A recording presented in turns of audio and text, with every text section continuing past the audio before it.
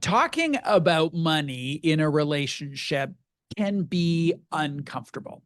Really, really important to do it, but it can be hard to get started. Sometimes, you can get a little activated by things that are shared. One way to provide a structure and a frequency is to have something called a money date. And I saw a newsletter in which a money expert guy, Ramit Sethi, was talking about money dates. And I thought we should bring on one of our people, Vanessa Bowen, to talk about this. She is a chartered professional accountant. She is money coach. She's the founder of Mintworthy Co. And she's going to talk about what money dates mean for her and how to do them effectively. Hello there. Hello, Bruce. Thanks for having me. The phrase money date can mean lots of different things to different people. What does it mean to you? Yeah, essentially what I coin it as is a date with money. So it actually doesn't even matter about your physical relationship. Yes, of course, if you're in a relationship and you're a couple, it's going to be you, your partner, and money. But if you're single, you still need to date your money and have a date with just you and money because money knows everyone. It's not biased to who you are. So when I say money date, it's you having this intentional time to look at your finances and actually be with money and be with your financial goals. And with what frequency optimally should one be having a money date? I would say at least bi-weekly. I know sometimes people will say, oh, wait to the end of the month, but that's you being more reactive versus if you have it at least bi-weekly, you can be more proactive. If like your spending has been a little crazy, maybe because of the holidays, or maybe because you're, maybe stressed out, and so you do some retail therapy. If you're looking at your money, let's say halfway through the month, you can make those proactive changes to change your spending before the month ends instead of you ending the month and being like, oops, it's too late. I love how you say oops. I'd be like, you're a Yes. light oops. I'm up. Let me ask you, what are some of the topics that should be covered on a money date?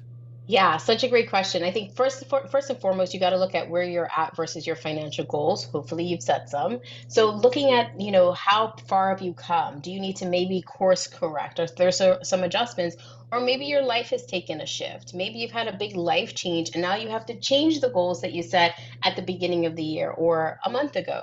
And I think also what's very important, if you do have a budget, especially nowadays, we've got inflation and food prices and mortgage rates and all the things. People are trying to be more of a smart spender. So looking at your spending and your budget versus what you had planned and seeing if you can adjust there.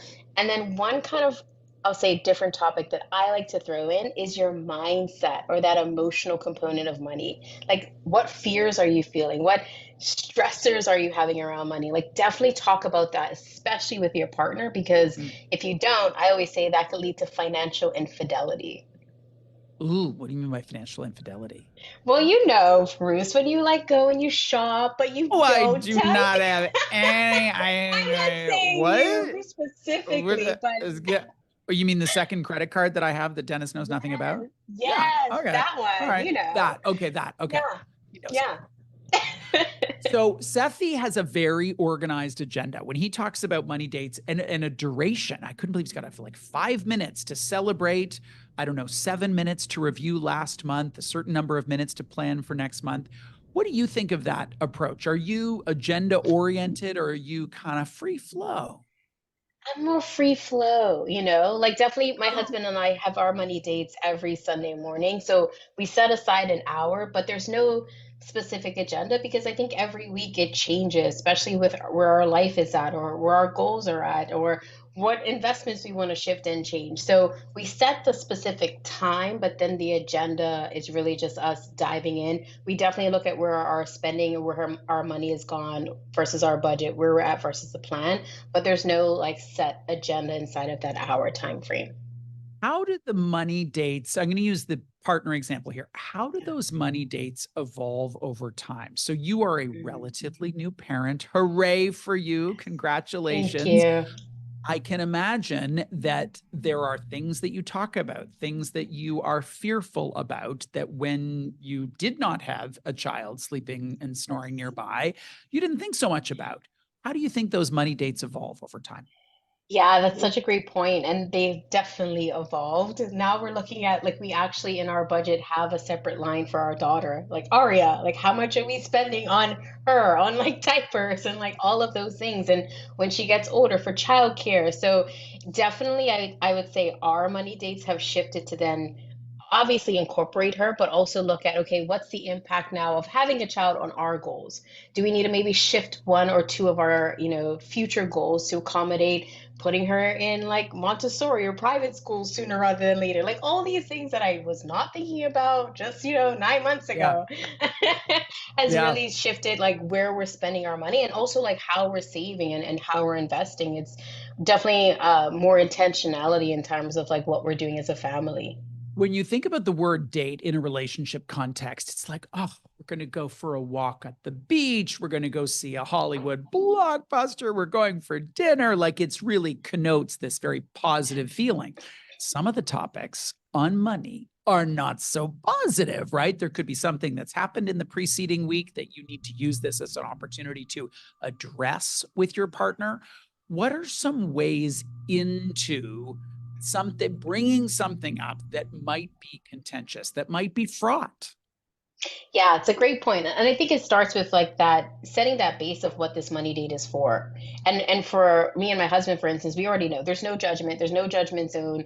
Like whatever we have to deal with, we have to deal with together as a family. And it's literally attacking all of that straight on and being honest and not judging the other person. And I think if you can create that more honest and open environment, it really takes away that fear or pressure coming into your money date. It's almost like, okay, finally I get to voice all of this. I've been holding this in for the week. Like, this is how I'm feeling, or this is what I'm worried about. I think if you can create that inside of your partnership and relationship, money dates become super fun. Like, Yeah. I get excited to like sit down and be like, okay, here's where we maybe need to shift, or here's where we need to adjust, but like, let's do it. And I think also it brings you together in your partnership and in your relationship as well.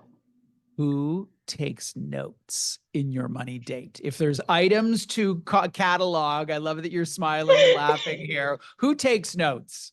It's not me. It's actually my husband.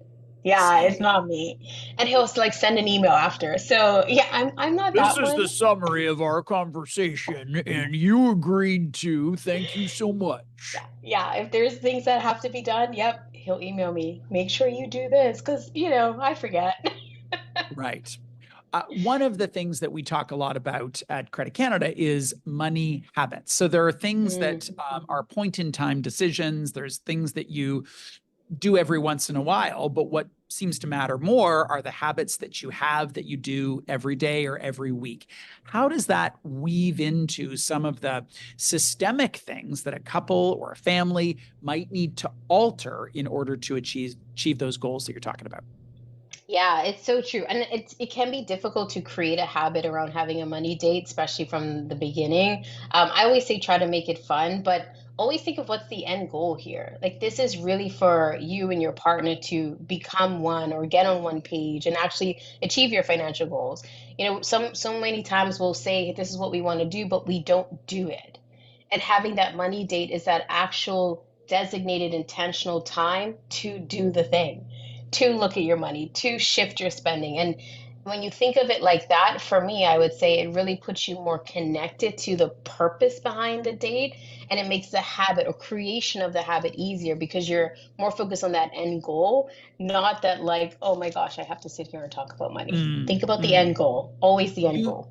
you are in the mode here. You've got a pattern and a habit of doing this with your partner. That's great. Many of our listeners will be like, I would love to do that, Vanessa, but my partner will not even show up. Like he or she will cancel, he or she will find any excuse to not have this conversation. What would you say to their yeah buts? Yeah, such a great question, Bruce. One, first have the conversation with your partner. If they're still reluctant, here's actually what one of my clients did. They just had the money date with themselves. So she literally met every Saturday with her partner watching her and looked at their finances and made these decisions. And then of course, there's FOMO, right? Her partner's like, "Okay, well, like how are we doing? Like are we hitting the mark with our savings?" And then eventually he came in and he's obviously one a part of it now and loves it. So definitely have the conversation, share why it's important to you. But if they're not on board, don't wait. Do it yourself. And Do it trust me, yourself they will and come on board. probably think about your partner's favorite treat. Buy Yes. only one of that treat and then sit in the same room while you begin to nibble at the fresh chocolate croissant that he or she would really love to have and say, oh my gosh, I'm so sorry. This particular treat is only for those who are attending the money date, right? Yes, Did you do that? exactly. I love that. Vanessa, congratulations on parenthood and thank Thank you you, so much Bruce. for this today. Thank you, Bruce. Thank you for having me. Vanessa Bowen, chartered professional accountant, money coach, founder of Mintworthy. She was here to talk about money dates, and she's pretty good at this. We should listen to everything she says.